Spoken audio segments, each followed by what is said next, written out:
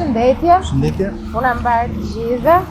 Jemi në kantierin e urës së re të Paçallokut, një urë e cila dublon urën që kemi sot, por nga ana tjetër fillon një sistemim të zgjerim të kësaj rrugë hyrëse në qytetin e Shkodrës, duke nisur nga Bërtica. Si është projekti këtu, Kenke? Ky projekt konsiston në nxjerrimin e një rrugë me një gjatësi për 1600 metrash për hyrjen e Shkodrës, ashtu siç ta diu dhe me dublimin e urës së Paçallokut, urës ekzistuese, e cila ka një gjatësi për 180 metra linear, ka dy korsi kalimi për një sens në fakt, sepse ura ekzistuese do përdoret për sensin tjetër. Janë 6 kampata, 6 hapësira. Pra që sërëm nuk preket ura ekzistuese, është 180 metra apo jo linear, e gjatësia, ne ndërtojmë një urë paralele e cila do të shërbejë si njëra nga krahët e rrugës. Pra, korsit që do kemi pra në urën e re janë ata që do vinë siç vjen ky krau deri tani drejt Tiranës, duke mos e prekur urën ekzistuese. Pra nuk do ketë ndërhyrje mbi atë infrastrukturë. Do bëjmë vetëm disa riparime të vogla në urën ekzistuese po jo për ta prekur, pra jo për ta shtuar mbi ta, okay? Ndërkohë që në pjesën e rrugës ekzistuese, lodhe do të kthehet në një rrugë interurbane, por me element urban, siç janë trotuarët edhe ndriçimi, duke qenë se kjo zonë hyrëse e qytetit Shkodrës është e banuar, mund të themi.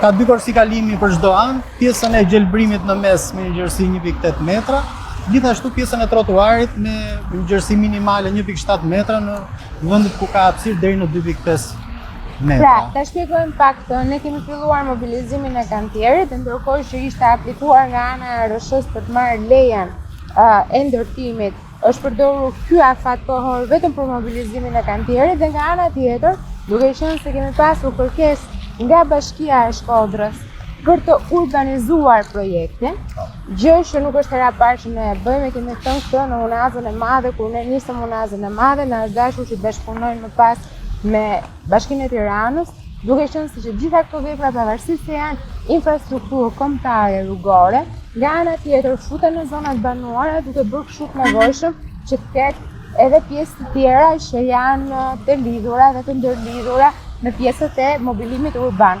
Pra që ka të bëjë me trotuaret, ka të bëjë me ndriçimin, nganjëherë edhe me zonat gjelbëruara. Janë parashuar dhe pemën gjithashtu.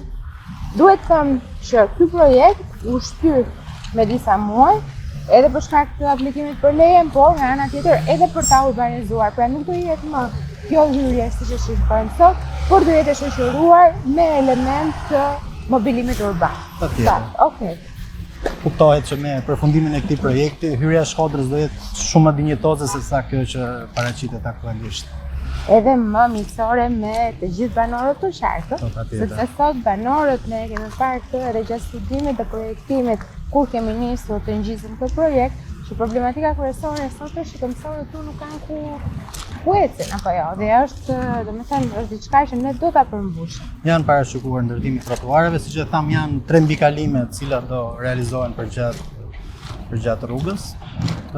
Ura e Paçallokut është një urë, siç e tham, 180 metra, në fakt duhet të shfrytëzojmë mirë këto 3 deri në 4 muajt e verës, ku niveli i ujit është në kuotat më minimale.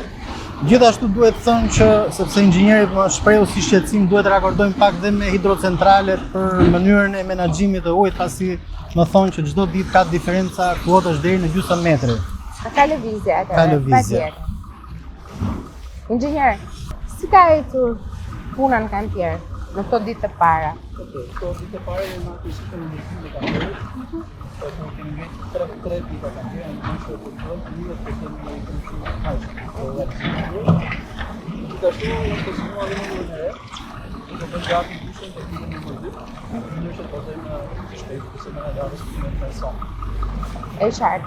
Tani ajo çka ka drejtori është që ju shikoni që ka një nivel të paqëndrueshëm për sa i përket pikërisht për sa i përket prurjeve në lumin ndrim, duke qenë se ka një ndikim shumë të madh e gjithë procesi që ndodh lart në kaskadë pra në hidrocentrale, gjë që duhet ta koordinojmë me njëri tjetrin, pasi nëse lëviz me gjysmë metri gjatë ditës, sigurisht kjo krijon problem për juve që do të ndërtoni këtu.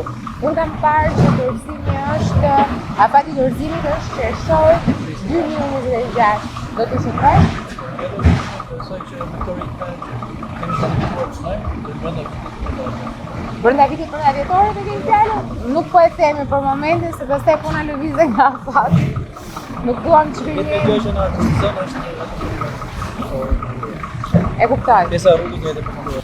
Nuk ka shumë shpronësime, janë dy objekte që ndodhen në fund të këtij segmenti. Në fillim është një objekt i tretë, por që me plotësimin e dokumentacionit do ecim përpara dhe nuk do kemi pengesa.